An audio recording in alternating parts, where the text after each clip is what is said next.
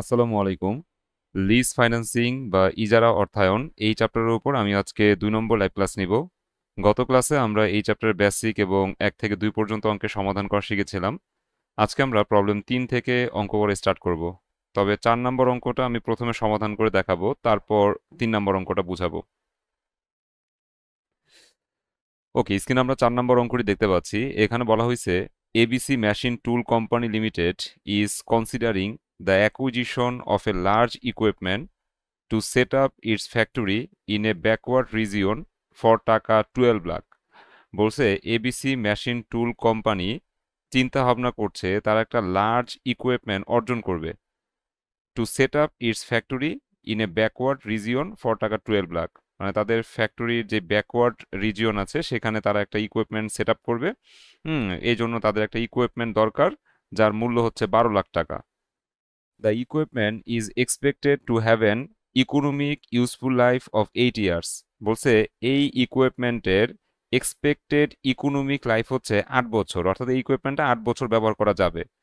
The equipment can be financed either with an 8-year term loan at 14% interest, repayable in equal installment of টাকা 2,58,676 পার ইয়ার। বলছে এই ইকুইপমেন্টটা লোনের মাধ্যমে অর্জন করা যাবে, যে লোনটা 8 বছরের মধ্যে শোধ করতে হবে, বছরে 14% করে সুদ দিতে হবে, আর প্রতিটা কিস্তি হচ্ছে 2,58,676 টাকা। ঠিক আছে, তার মানে এই ইকুইপমেন্টটা অর্জন করা যাবে লোনের মাধ্যমে, যে লোনটা 8 বছরে শোধ করতে হবে 14% সুদে। আমরা প্রতিটা কিস্তি দিব হচ্ছে 2,58,676 টাকা।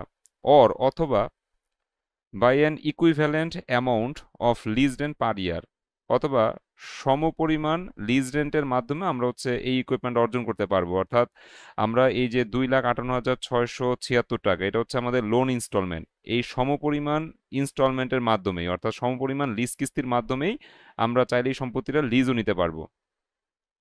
ইন বোথ কেসেস, উভয় ক্ষেত্রে payments are due at the end of the year, উভয় ক্ষেত্রে প্রত্যেকটা কিস্তি বছরের শেষে প্রদান করা হবে। The equipment is subject to the straight line method of depreciation for the tax purpose. বলছে এই ইকুইপমেন্টের অবচয় স্ট্রেট লাইন মেথডে ধরা হয়, assuming no salvage value after 8 years useful life. 8 বছর ইউজফুল লাইফ শেষে এটার কোনো সালভেজ ভ্যালু থাকবে না, অর্থাৎ salvage value 0।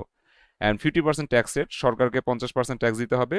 Which of the financing alternatives should eat select, বলছে কোন অল্টারনেটিভ সিলেক্ট করা উচিত সেই বিষয়ে মন্তব্য করতে বলছে। তো আমরা যদি পুরো অঙ্কের সামারাইজ করি তাহলে বিষয়টা দ্বারা এরকম যে এবিসি মেশিন টুল কোম্পানি তারা হচ্ছে একটা ইকুইপমেন্ট অর্জন করতে চায় যার মূল্য হচ্ছে 12 লাখ টাকা। এখন এই ইকুইপমেন্ট অর্জন করার জন্য তাদের কাছে দুইটা অল্টারনেটিভ আছে, বা দুইটা অপশন আছে। একটা হচ্ছে তারা হচ্ছে লোন নিতে পারবে, 8 বছর মেয়াদি লোন নিতে পারবে, লোন নিয়ে এই ইকুইপমেন্টটা ক্রয় করতে পারবে, যেখানে সুদ দিতে হবে বছরে কয় পার্সেন্ট, 14%, এবং লোনটা শোধ করতে হবে ইকুয়াল ইনস্টলমেন্টের মাধ্যমে, প্রতিটা কিস্তির মূল্য হচ্ছে 2,58,676 টাকা। অথবা তারা চাইলে সমপরিমাণ অ্যামাউন্ট লিজ কিস্তির মাধ্যমেও তারা হচ্ছে এই ইকুইপমেন্ট অর্জন করতে পারবে। মানে 12 লাখ টাকা লোন নিয়ে ইকুইপমেন্টটা ক্রয় করতে পারবে। যদি 12 লাখ টাকা লোন নিয়ে ইকুইপমেন্টটা ক্রয় করে সেই ক্ষেত্রে 14% সুদে 8 বছরের মধ্যে টাকা পরিশোধ করতে হবে, প্রত্যেকটা কিস্তি দিতে হবে 2,58,676 টাকা করে। অথবা সমপরিমাণ অ্যামাউন্ট, এই যে ইকুইভ্যালেন্ট অ্যামাউন্ট মানে সমপরিমাণ অ্যামাউন্ট, এই 2,58,676 টাকা, এই সমপরিমাণ অ্যামাউন্ট লিজ রেন্টের মাধ্যমেও এই ইকুইপমেন্ট অর্জন করতে পারবে। অর্থাৎ প্রতি বছর যদি 2,58,676 টাকা করে লিজ কিস্তি দেওয়া হয় তাহলে ইকুইপমেন্টটা তারা অর্জন করতে পারবে। তাদের কাছে দুইটা অপশন আছে, তারা চাইলে 12 লাখ টাকা লোন নিয়ে ইকুইপমেন্টটা ক্রয় করতে পারবে, অথবা তারা সমপরিমাণ অ্যামাউন্ট বলতে আমরা বুঝাচ্ছি, তারা বুঝাচ্ছে হচ্ছে 2,58,676 টাকা যে লোন ইনস্টলমেন্ট, এই ইকুইভ্যালেন্ট অ্যামাউন্ট লিজ রেন্টের মাধ্যমে তারা হচ্ছে এই ইকুইপমেন্টটা অর্জন করতে পারবে। ইন বোথ কেসেস, উভয় ক্ষেত্রে পেমেন্টগুলো বছরের শেষে প্রদান করা হবে। The equipment is subject two straight line method of depreciation for tax purpose. আচ্ছা, বলছে অবচয় স্ট্রেট লাইন মেথডে ধরতে হবে, আর কোনো সালভেজ ভ্যালু অঙ্কের মধ্যে নাই, সরকারকে 50% ট্যাক্স দিতে হবে। এখন বলছে যে কোন অল্টারনেটিভটা সিলেক্ট করা উচিত সেই বিষয়ে আমাদের মন্তব্য করতে বলছে। তো আমরা দেখতে পাচ্ছি এখানে দুইটা অল্টারনেটিভ বা দুইটা অপশন আছে, একটা হচ্ছে পারচেজ অপশন আর একটা হচ্ছে লিজ অপশন। আমরা দুইটা অপশনেরই পিভি অফ ক্যাশ আউটফ্লো বের করব, যার পিভি অফ ক্যাশ আউটফ্লো সবচেয়ে কম হবে আমরা সেই অপশনটাই চুজ করব। তো আমরা প্রথমে লিজ অপশনটা কমপ্লিট করি। প্রথমে লিখবো lease option, a table for calculation of PV of cash outflow, তারপর 6 কলাম বিশিষ্ট একটা টেবিল তৈরি করব। ঠিক আছে, প্রথম কলামটার নাম হচ্ছে ইয়ার, দ্বিতীয় কলামের নাম হচ্ছে annual lease payment before tax, তারপর 3 নাম্বার কলামের নাম হচ্ছে tax advantage at the rate 50%। হ্যাঁ, এই ট্যাক্স অ্যাডভান্টেজের টাকা আমরা কিভাবে বের করবো, 2 এর উপর 50% করতে হবে। 2 নাম্বার কলামে যে অ্যামাউন্টটা থাকবে তার 50% করলে আমরা ট্যাক্স অ্যাডভান্টেজের টাকাটা পেয়ে যাব। 4 নাম্বার কলাম হচ্ছে annual lease payment after tax, এটা বের করার নিয়ম হচ্ছে 2 থেকে 3 বিয়োগ করতে হবে। তারপর PV factor at the rate 7%, এই 7% প্রশ্নে দেওয়া নাই, এটা আমরা নিচে সূত্র দিয়ে বের করে নিব আর কি। তো PV factor at the rate 7%, এটা হচ্ছে আমাদের 5 নাম্বার কলাম। আর পিভিও ক্যাশ আউটফ্লো, এটা হচ্ছে আমাদের 6 নাম্বার কলাম। কিভাবে আসবে, 4-এর সাথে 5 গুণ করতে হবে। 4-এ আছে annual lease payment after tax, আর 5-এ আছে PV factor at the rate 7%। এই 4 আর 5 গুণ করলে আমরা পিভিও ক্যাশ আউটফ্লো পেয়ে যাব। তো এই 6 কলাম বিশিষ্ট টেবিলটা আমরা তৈরি করব। আর রো একটাই হবে মেইনলি, মানে টাকার অ্যামাউন্টগুলো আমরা একটা রোতে লিখতে পারবো, কারণ লিজ কিস্তি হচ্ছে প্রতি বছর সমান হয় সাধারণত। তো আমরা এইখানে ইয়ার লিখবো 1 থেকে 8, ইয়ার লিখবো কি 1 থেকে 8 লিখবো, কারণ অঙ্কটা 8 বছর মেয়াদি। সো আমরা 1 থেকে 8 লিখলাম। Annual lease payment before tax, হ্যাঁ ট্যাক্স পূর্ববর্তী আমাদের অ্যানুয়াল লিজ পেমেন্ট কত, ওই যে এখানে বলা আছে যে equivalent amount of lease rent per year, তার মানে ওই যে লোন কিস্তি যেটা, হ্যাঁ সেই ইকুইভ্যালেন্ট অ্যামাউন্টই হচ্ছে লিজ কিস্তি, অর্থাৎ 2,58,676, এটাই হচ্ছে আমাদের লিজ কিস্তি। তো 2,58,676 টাকা লিখলাম। এখন tax advantage at the rate 50%, আমাদের প্রশ্নে ট্যাক্সের 50% দেওয়া আছে। তো এই টাকার 50% করলে ট্যাক্স অ্যাডভান্টেজ আসে কত, 1,29,338। এখন আমরা হচ্ছে annual lease payment before tax থেকে ট্যাক্স অ্যাডভান্টেজের টাকা বিয়োগ করব, তাহলে annual lease payment after tax বের হয়ে যাবে। 2,58,676 থেকে যদি 1,29,338 টাকা বিয়োগ করি, তাহলে annual lease payment after tax কত আসে, 1,29,338 টাকা আসে। এখন আমরা লিখব P factor at the rate 7%। এই 7% কোত্থেকে আসবে, আমরা বক্সের নিচে বের করে নিব যে ডিসকাউন্টের সমান আফটার ট্যাক্স ইন্টারেস্ট রেট। এই আফটার ট্যাক্স ইন্টারেস্ট রেট কীভাবে বের করবো, কেডি ইন্টু 1 - টি, এই সূত্রের সাহায্যে। কেডি মানে কস্ট অফ ডেপ্ট বা সুদের হার, যাকে আমরা ইন্টারেস্ট রেট বলে থাকি। তো ইন্টারেস্ট রেট প্রশ্নে দেওয়া আছে, এই যে বলা আছে 14% হচ্ছে ইন্টারেস্ট রেট। সো আমরা কেডির পরিবর্তে 0.14 বসাবো, তারপর গুণ করতে হবে 1 - টি, টি মানে ট্যাক্স রেট, ট্যাক্স রেট প্রশ্নে বলা আছে 50%। সো এটাকে আমরা দশমিকে নিয়ে বসাবো 0.50, দেন ক্যালকুলেশন করলে 0.07 অথবা 7% আসে ডিসকাউন্ট রেট। তো এইখানে আমরা P factor at the rate 7% লিখবো। এখন এই 7% পি ফ্যাক্টরের মান কত, সেটা আমাদের সূত্র দিয়ে বের করতে হবে। হ্যাঁ, এটা ইকুয়ালের অঙ্ক, যেহেতু আমি ইয়ার হাইফেন দিয়ে লিখছি, সেহেতু ইকুয়ালের সূত্র দিয়ে আমরা, হ্যাঁ বা অ্যানুইটি সূত্র দিয়ে আমরা পি ফ্যাক্টরের পার্সেন্টেজটা মানে পি ফ্যাক্টরের মানটা বের করব। ঠিক আছে, সূত্রটা হচ্ছে 1 minus 1 divide by 1 plus R whole to the power n divided by r. আমরা এই সূত্র প্রয়োগ করব, হ্যাঁ যেখানে আর এর মান 0.07 বসাবো, আর এর মান 0.07 বসাবো, এন এর মান 8 বসাবো। ক্যালকুলেশন করলে আমাদের রেজাল্ট আসবে 5.9713। এখন আমরা অ্যানুয়াল লিজ পেমেন্ট আফটার ট্যাক্সের সাথে পি ফ্যাক্টর গুণ করব, পিভিও ক্যাশ আউটফ্লো চলে আসবে 7,72,316। এই হচ্ছে আমাদের লিজ অপশন।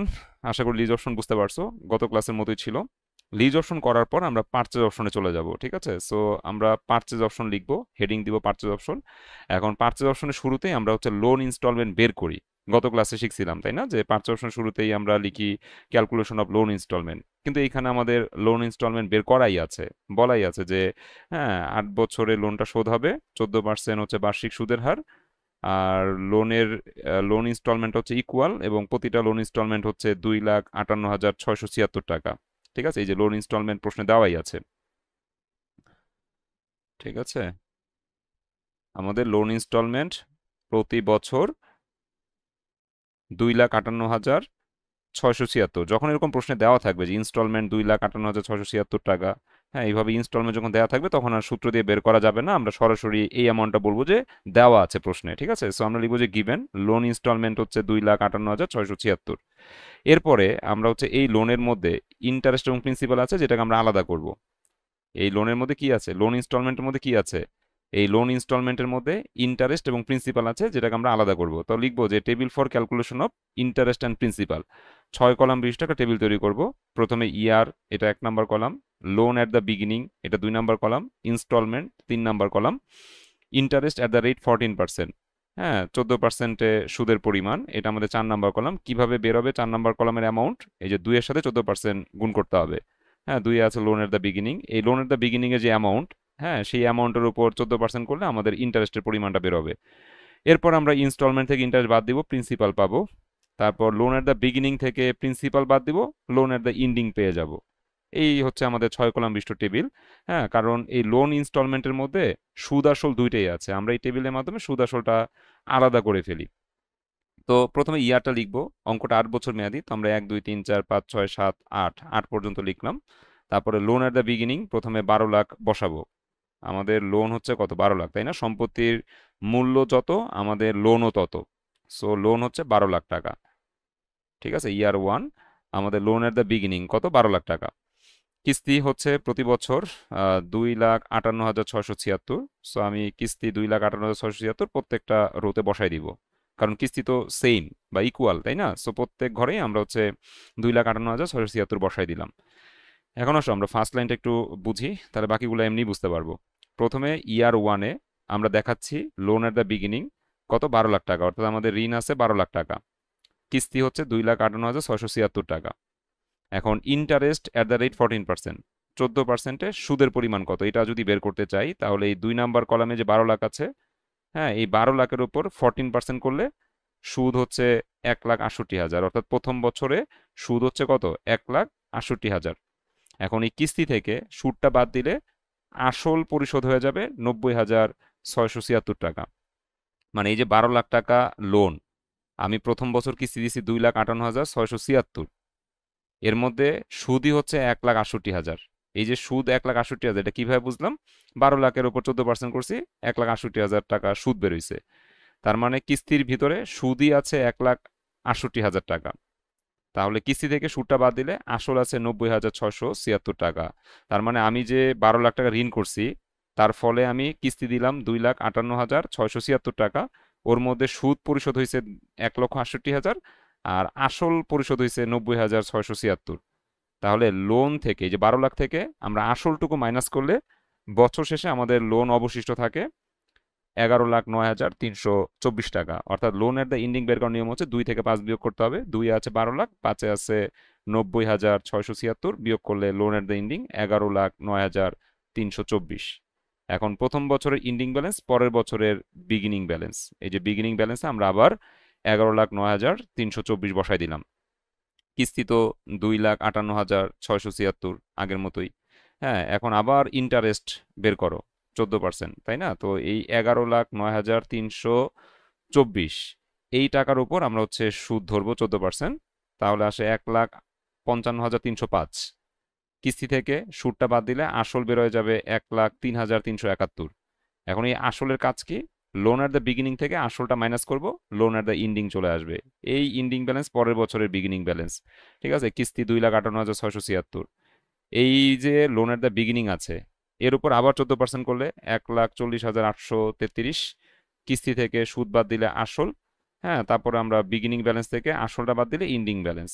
এইভাবে আমরা হচ্ছে ক্যালকুলেশনগুলো করতে থাকবো। আমি একদম লাস্ট লাইনটা একটু বুঝিয়ে দিচ্ছি।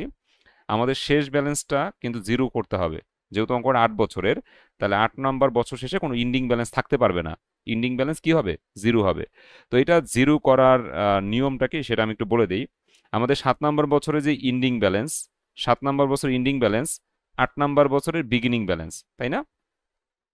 7 নম্বর বছরের ইন্ডিং ব্যালেন্স 8 নম্বর বছরের বিগিনিং ব্যালেন্স, তো বিগিনিং ব্যালেন্স হিসাবে আমি 2,27,000 টাকা বসাইছি।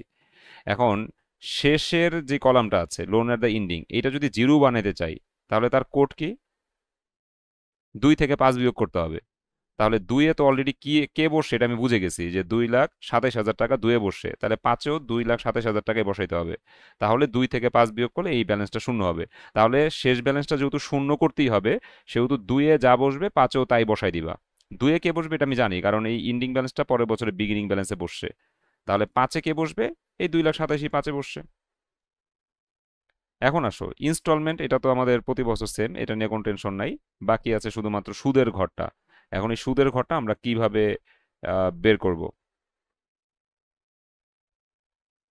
এই যে সুদের ঘরটা খালি আছে, বাকি সব ঘর পূরণ হয়ে গেছে। সুদের ঘরটা পূরণ করার নিয়ম হচ্ছে ইনস্টলমেন্ট থেকে আমরা প্রিন্সিপালটা মাইনাস করে দিব, তাহলে সুদের পরিমাণ বের হয়ে যাবে। অর্থাৎ 2,58,676 থেকে আমরা 2,27,000 টাকা মাইনাস করব, 31,676 টাকা হচ্ছে ইন্টারেস্ট বের হয়ে যাবে।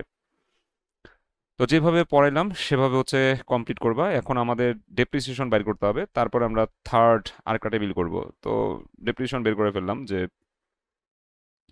উইনো আমরা জানি ডেপ্রিসিয়েশন বের করার সূত্র হচ্ছে cost minus salvage value divide by estimated life. Cost হচ্ছে 12 lakh, salvage value 0, estimated life হচ্ছে 8 বছর, ভাগ করলে 1,50,000 টাকা হচ্ছে ডেপ্রিসিয়েশন। ডেপ্রিসিয়েশন বের করা হয়ে গেলে আমরা 3 নং টেবিলটা তৈরি করব, অর্থাৎ পিভি অফ ক্যাশ আউটফ্লো টেবিলটা তৈরি করব। So আমরা এখন 3 নাম্বার টেবিলে চলে যাচ্ছি। লিখবো table for calculation of PV of cash outflow, তারপর এই 9 কলাম বিশিষ্ট আমরা টেবিলটা তৈরি করব। প্রথমে ইয়ার, এটা 1 নাম্বার কলাম, 1 থেকে 8, আমরা 8টা বছর বসাই দিলাম। ইনস্টলমেন্ট, এটা 2 নাম্বার কলাম, আমাদের প্রতি বছর ইনস্টলমেন্ট হচ্ছে 2,58,676, এই যে বলা আছে 2,58,676। সো প্রত্যেকটা রোতে বসাই দিলাম 2,58,676। ইন্টারেস্ট আমরা আগের টেবিল থেকে কপি করে বসাই দিব। হ্যাঁ, এই যে 8 বছরের 8টা ইন্টারেস্ট আগের টেবিলেই আছে, ওইখান থেকে কপি করে বসাই দিলাম। ডেপ্রিসিয়েশন প্রতি বছর 1.5 লাখ, সো প্রতি বছর 1.5 লাখ ডেপ্রিসিয়েশন বসাই দিলাম। এখন আমাদের ট্যাক্স ডিডাক্টেবল এক্সপেন্স বা হচ্ছে কর্তনযোগ্য ব্যয় বের করতে হবে। ঠিক আছে, এখন ট্যাক্স ডিডাক্টেবল এক্সপেন্স আমরা কিভাবে বের করব? ইন্টারেস্ট আর ডেপ্রিসিয়েশন যোগ করলে ট্যাক্স ডিডাক্টেবল এক্সপেন্স বের হবে। তো ইন্টারেস্ট হচ্ছে 1,68,000, ডেপ্রিসিয়েশন হচ্ছে 1.5 লাখ, দুইটাকে যোগ করলে 3,18,000। এখানে ইন্টারেস্ট হচ্ছে 1,55,305, ডেপ্রিসিয়েশন 1.5 লাখ, দুইটাকে যোগ করলে 3,05,305। এইভাবে বাকিগুলো যোগ করতে হবে। 1,40,833, তার সাথে 1.5 লাখ যোগ করবা, ট্যাক্স ডিডাক্টেবল এক্সপেন্স চলে আসবে। এইভাবে 8 বছরের জন্য 8টা ট্যাক্স ডিডাক্টেবল এক্সপেন্স বের করবা। এরপরে tax advantage at the rate 50%। হ্যাঁ, ট্যাক্স অ্যাডভান্টেজ বের করতে হবে। এই ট্যাক্স ডিডাক্টেবল এক্সপেন্সের উপর 50% করবা। এই যে বলে দিয়েছি 5-এর উপর 50% করতে হবে। সো 3,18,000 উপর 50% করলে আসে 1,59,000। তারপরে 3,05,305-এর 50% করলে ট্যাক্স অ্যাডভান্টেজ আসে 1,52,653। এইভাবে আমরা ট্যাক্স অ্যাডভান্টেজগুলো বের করব। এখন আফটার ট্যাক্স ক্যাশ আউটফ্লো এটা কিভাবে বেরোবে? 2 থেকে 6 বিয়োগ করতে হবে, অর্থাৎ 2-এ আছে ইনস্টলমেন্ট আর 6-এ আছে ট্যাক্স অ্যাডভান্টেজ। ঠিক আছে, সো 2,58,676 থেকে আমরা যদি 1,59,000 বিয়োগ করি তাহলে 99,676 আসে আফটার ট্যাক্স ক্যাশ আউটফ্লো। আবার 2,58,676 থেকে যদি 1,52,653 বিয়োগ করি তাহলে আসে 1,06,023। এইভাবে আমরা আফটার ট্যাক্স ক্যাশ আউটফ্লোগুলো বের করব। এরপর PV factor at the rate 9%। এটা 9% কোত্থেকে আসছে? আমাদের আগের আগের টেবিলে কি 9% ছিল? আমরা একটু দেখে আসি। 7% ছিল, তাই না? 7%, তাহলে এটাও 7% কিন্তু হবে। 9% মনে হয় টাইপিং মিস্টেক।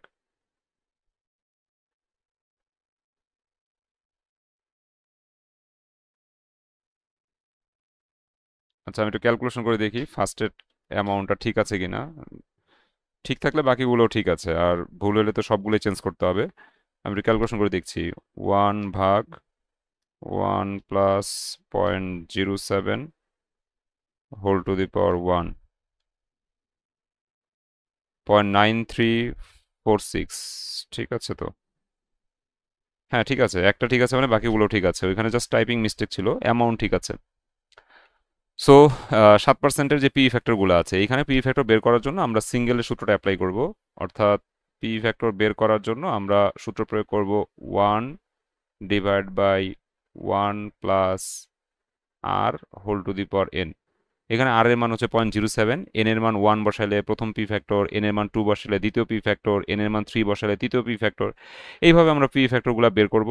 এরপরে কাজ হচ্ছে আফটার ট্যাক্স ক্যাশ আউটফ্লোর সাথে পি ফ্যাক্টর গুণ করব, পিভি অফ ক্যাশ আউটফ্লো বেরোবে। এই যে সাথে সাথে 8 গুণ করতে হবে। আফটার ট্যাক্স ক্যাশ আউটফ্লোর সাথে পিভি ফ্যাক্টর গুণ করব, তাহলে পিভি অফ ক্যাশ আউটফ্লোগুলো বেরোবে। সবগুলো যোগ করলে আমরা দেখতে পাচ্ছি 7,51,709 আসে টোটাল। তো দুইটার মধ্যে যেটা কম আমরা সেই অপশনটাই চুজ করব। তো ডিসিশনের মধ্যে লিখবো purchase option should be selected. হ্যাঁ, পারচেজ অপশনকে সিলেক্ট করা উচিত, because its PV of cash outflow is lower than that of lease option, কারণ ইহার PV of cash outflow lease অপশনের থেকে লোয়ার। এইভাবে আমরা হচ্ছে অঙ্কটা সমাধান করব। দেখো তো 4 নম্বর অঙ্কটা পারবো কিনা সবাই।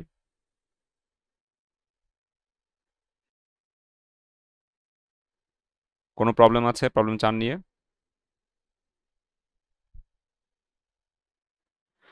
4 পারলে 3ও পারবা। ঠিক আছে, আমি 3 নম্বর অঙ্কটাও বুঝাই দিচ্ছি, 3 নম্বরটাও কমপ্লিট করে ফেলবা।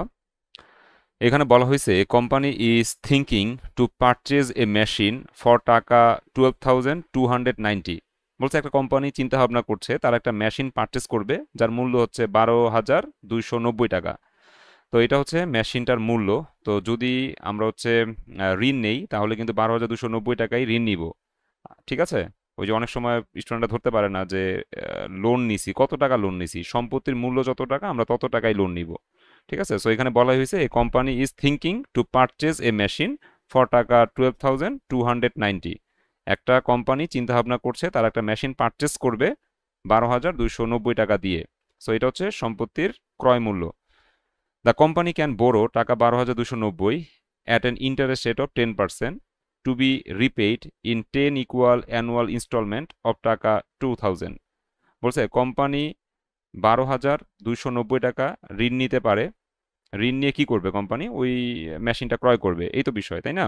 তো কোম্পানি 12,290 টাকা ঋণ নিতে পারবে, যেখানে সুদ দিতে হবে কত পার্সেন্ট? 10%। এবং 10টা সমান বার্ষিক কিস্তিতে এই ঋণটা শোধ করতে হবে। কিস্তির এক একটার মূল্য হচ্ছে 2,000 করে। Or it can take the machine for an annual lease payment of টাকা 2,000। অথবা এই মেশিনটা অ্যানুয়াল লিজ পেমেন্টের মাধ্যমেও অর্জন করা সম্ভব। অ্যানুয়াল লিজ পেমেন্ট হচ্ছে 2,000 করে। ঠিক আছে। তাহলে এইখানে আমরা দেখতে পাইলাম যে আমাদের ঋণ নিল, লোন ইনস্টলমেন্ট 2,000। আর যদি আমি সম্পত্তিটা লিজের মাধ্যমে ব্যবহার করি সেক্ষেত্রে আমাদের লিজ কিস্তি হচ্ছে 2,000। Under income tax act straight line basis of depreciation is allowed. Income tax act অনুযায়ী অবচয় স্ট্রেট লাইন মেথডে ধরতে হবে। The company page tax 50%। Company সরকারকে 50% ট্যাক্স প্রদান করে। Which alternative should the company accept. Company কোন অল্টারনেটিভ অ্যাকসেপ্ট করবে এই বিষয়ে মন্তব্য করতে বলছে। সো আমরা দেখতে পাচ্ছি এখানে দুইটা অপশন আছে।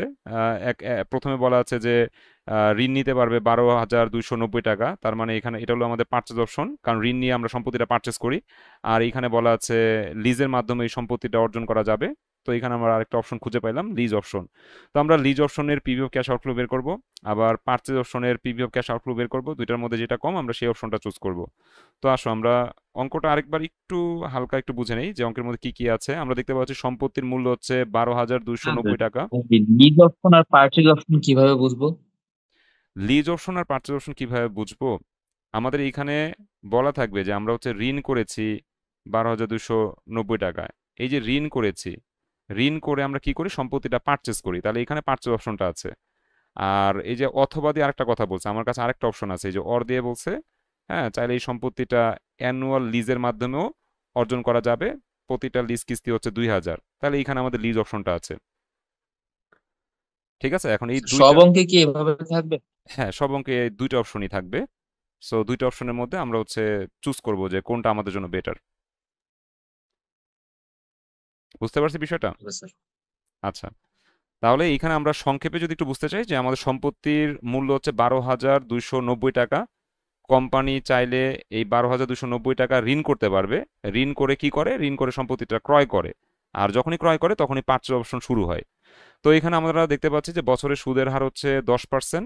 হ্যাঁ, 10টা বার্ষিক কিস্তির মাধ্যমে এই লোনটা শোধ করতে হবে। প্রতিটা কিস্তি হচ্ছে 2,000 করে। অথবা কোম্পানি চাইলে হচ্ছে এই মেশিনটা লিজের মাধ্যমেও ব্যবহার করতে পারবে। সেক্ষেত্রে বার্ষিক লিজ কিস্তি হচ্ছে 2,000 টাকা। অবচয় ধরতে হবে কোন মেথডে? স্ট্রেট লাইন মেথডে। সরকারকে ট্যাক্স দিতে হবে কয় পার্সেন্ট? 50%। এখন বলছে কোম্পানি কোন অল্টারনেটিভ চুজ করবে বা কোন অল্টারনেটিভ অ্যাকসেপ্ট করবে। আমরা লিজ অপশন এবং পারচেজ অপশন করার পরে মন্তব্যটা করতে পারবো। তো প্রথমে আমরা লিজ অপশনটা করি, a table for calculation of PV of cash outflow.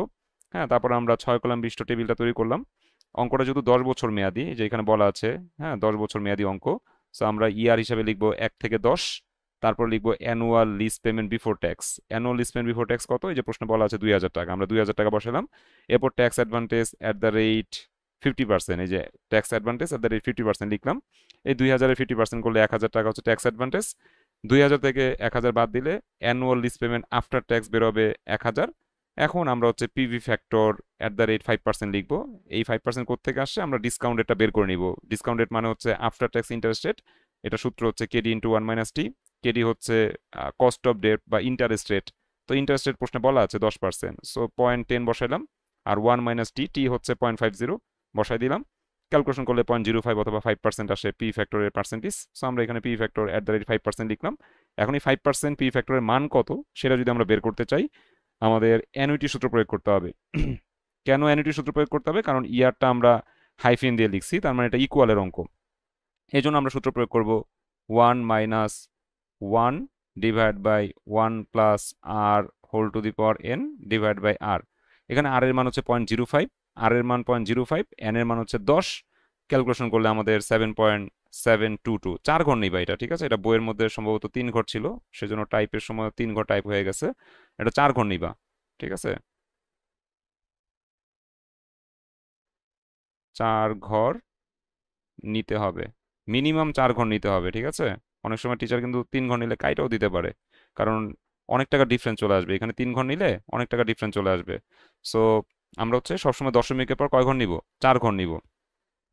আর এখানে পিভি অফ ক্যাশ আউটফ্লো এইটা দশমিকে নেওয়া দরকার নেই, এটা পূর্ণ সংখ্যা যেভাবে আসে সেভাবে রেখে দিবা, দশমিকের পর 5 থাকলে 1 যোগ করে দিবা, এটা নিয়ে কোনো সমস্যা না। কিন্তু পিভি ফ্যাক্টর এটা দশমিকের পর অবশ্যই 4 ঘর নিতে হবে।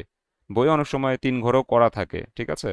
হয়তোবা টিচার কিছু বলবে না, বাট কাটার চান্স তো থাকে, কারণ রেজাল্ট যেটা সঠিক রেজাল্ট আসবে তার সাথে যদি এরকম হয় যে 1,000 টাকা ডিফারেন্স হয়ে গেল 3 ঘর নেওয়ার কারণে, হইতেই পারে অ্যামাউন্ট যত বড় হবে এমন হইতে পারে একটা সময় গিয়ে 5,000 ডিফারেন্স হয়ে যাচ্ছে। যদি এখানে 7,000 না হয়ে 7 লাখের অ্যামাউন্ট হইতো, হ্যাঁ, সেক্ষেত্রে দেখতাম যে যে 3 ঘর নিবে আর যে 4 ঘর নিবে তার সাথে 5,000 টাকার কম বেশি হবে। তো তখন তো টিচার চাইলে কাটতেও পারে, তাই না? বা মার্কস কমাই দিতে পারে। তো এই জন্য আমরা চিন্তা করব যে পিভি ফ্যাক্টরের যে পার্সেন্টেজগুলো আমরা নিব সেটা সিঙ্গেলের সূত্র ইউজ করি আর অ্যানুইটি সূত্র ইউজ করি। যে সূত্র ইউজ করি না কেন, আমরা দশমিকের পর 4 ঘর নিব সব সময়। সেক্ষেত্রে আমাদের কোনো রিস্ক থাকে না। তো আমরা পিভি ফ্যাক্টর 4 ঘর নিলে আমাদের রেজাল্ট এটার কাছাকাছি আসবে। হ্যাঁ, হয়তোবা এখানে অ্যামাউন্ট তো খুবই কম, যার কারণে হয়তোবা 10-15 টাকা কম বেশি হবে আর কি। তো 4 ঘর নিয়ে দেখো রেজাল্টটা কত আসে। তো আমরা পিভি অফ ক্যাশ আউটফ্লো বের করবো কিভাবে? আমরা অ্যানুয়াল লিজ পেমেন্ট আফটার ট্যাক্সের সাথে পিভি ফ্যাক্টর গুণ করব, পিভি অফ ক্যাশ আউটফ্লো বের হয়ে যাবে 7,722 টাকা। তো লিজ অপশনের পিভি ও ক্যাশ আউটফ্লো বের হয়েছে, এখন পারচেজ অপশনের পিভি ও ক্যাশ আউটফ্লো বের করতে হবে। তো আমরা চলে যাই পারচেজ অপশনে। প্রথমে লোন ইনস্টলমেন্ট, এটা আমাদের প্রশ্নে দেওয়া আছে, এই যে দেখো, হ্যাঁ, লোন ইনস্টলমেন্ট বলা আছে 2,000 টাকা।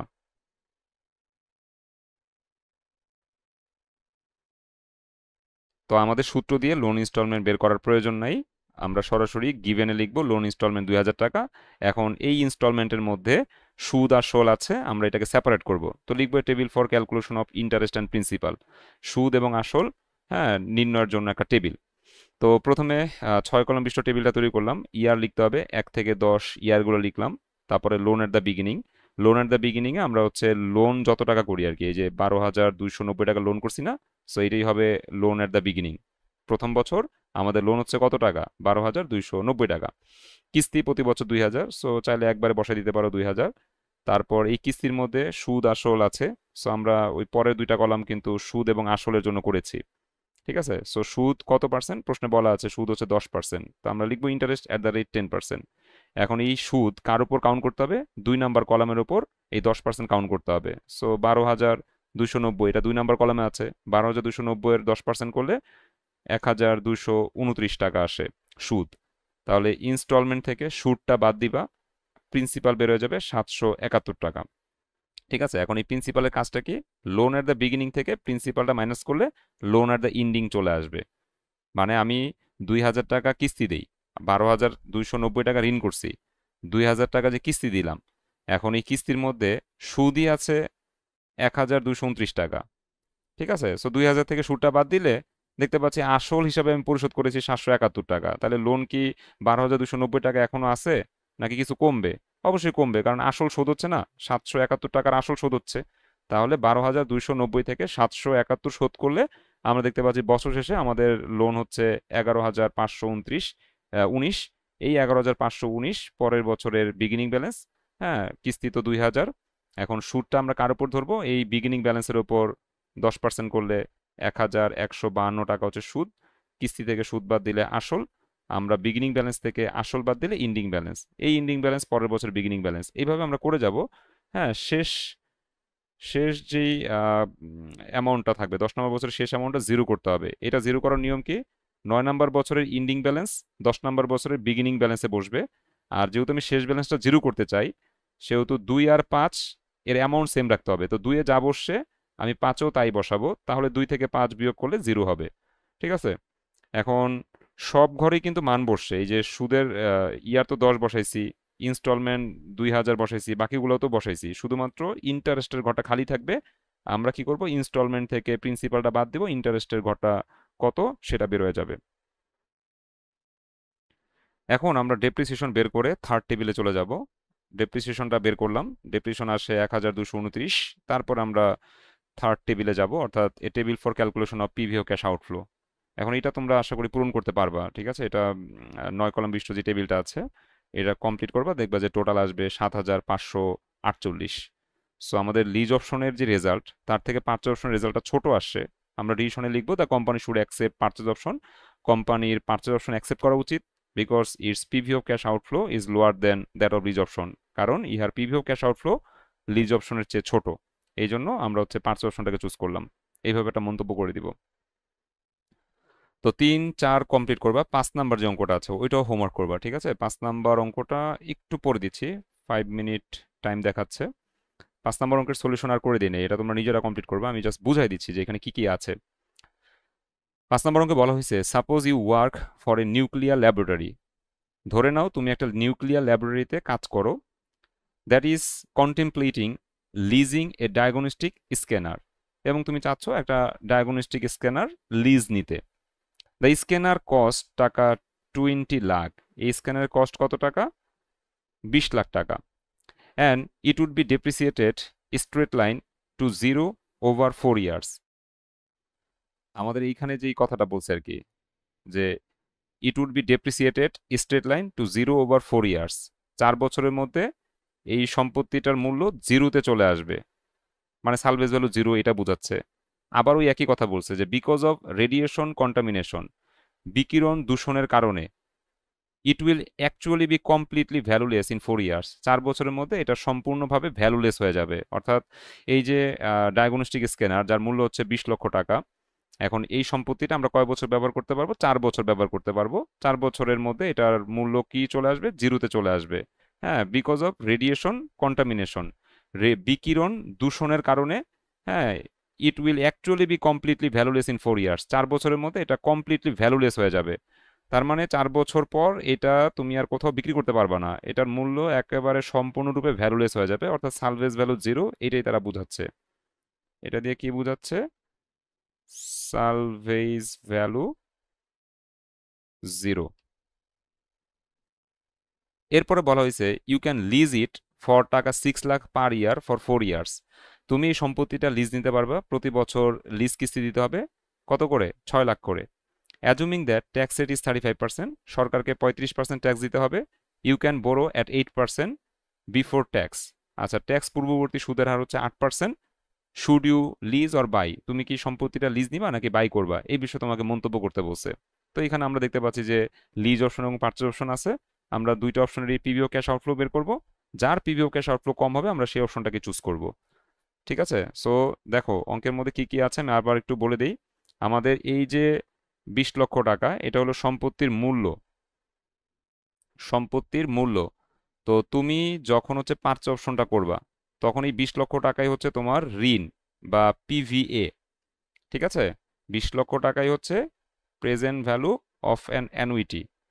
ওই যে আমরা পিভিএ ধরে লোন ইনস্টলমেন্ট বের করি না, এই অঙ্কে তো লোন ইনস্টলমেন্টটা নাই, ওই যে 1 নম্বর অঙ্কের মতো আর কি। হ্যাঁ, লোন ইনস্টলমেন্ট নাই, তো সম্পত্তির যে মূল্য, এই টাকাটা আমরা লোন নিয়েছি, লোন নিয়ে সম্পত্তিটা ক্রয় করেছি, এই জন্য পারচেজ অপশনটা স্টার্টিং হয়েছে। তো পারচেজ অপশন শুরুতে আমরা লোন ইনস্টলমেন্ট বের করব, তখন ওই যে পিভিএ সমান যে আমরা সূত্রটা বসাবো, ইন্ডিং এর সূত্রটা দিয়ে আমরা সমাধানটা করব। তো পিভি এর মান কত হবে? এই যে 20 লক্ষ টাকা হবে পিভি এর মান। ঠিক আছে? এরপরে তোমার হচ্ছে সালভেজ ভ্যালু জিরো, এটা তো বলে দিয়েছে। লিজ কিস্তি প্রশ্নে দেওয়া আছে 6 লাখ টাকা। ঠিক আছে? এটা হচ্ছে আমাদের লিজ রেন্ট। তো লিজ অপশন করতে কোনো সমস্যাই হবে না, কারণ তোমার কাছে লিজ রেন্ট তো দেওয়া আছে। লিজ লিজ অপশন করতে কোনো সমস্যা হবে না, সরাসরি টেবিলে চলে যাবা। ট্যাক্স রেট হচ্ছে 35%, আর সুদের হার হচ্ছে 8%। এটা হচ্ছে আমাদের আয়ের মান। ঠিক আছে? অথবা এটাকে আমরা কেডি বলে থাকি, কস্ট অফ ডেট বলে থাকি। আবার ভাগ মনে করো না, কেডি লিখে দিলাম। ঠিক আছে? এই 8%, এটা হচ্ছে আমাদের কেডির মান। কেডির মান হচ্ছে কয় পার্সেন্ট? 8%। কিন্তু 8% দিয়ে কিন্তু আমরা পিভি ফ্যাক্টর বের করবো না, পিভি ফ্যাক্টর সময় ওই যে আফটার ট্যাক্স ইন্টারেস্ট সেটা বের করে নিব। ঠিক আছে, ওই 35% কাটলে আমাদের 8% থেকে আরো কমে যাবে আর কি। এখন তোমাকে বলছে যে তুমি কি সম্পত্তিটা লিজ নিবা নাকি পারচেস করবা। So lease option purchase option করবা। পিবিও ক্যাশ আউটফ্লো যার কম হবে তোমরা হচ্ছে সেটাকে চুজ করবা। তো হোমওয়ার্ক থাকবে হচ্ছে 3, 4 এবং 5, এই তিনটা অঙ্ক তোমাদের এইচডাব্লিউ থাকবে। দেখো আজকের ক্লাস নিয়ে কারো কোনো কোশ্চেন আছে কিনা, থাকলে করো, আদারওয়াইজ আজকের মতো বিদায় নিব। কারো কোনো কোশ্চেন আছে আজকের ক্লাস নিয়ে? স্যার এই শীটটা কি মানে পিডিএফটা কি আপলোড করা হয়েছে? হ্যাঁ হ্যাঁ, পিডিএফটা আপলোড করা হয়েছে, ড্রাইভে আছে। Okay sir. আচ্ছা ঠিক আছে, আজকের মতো বিদায় নিলাম, সবাই ভালো থেকো, আল্লাহ হাফেজ, আসসালামু আলাইকুম সবাইকে।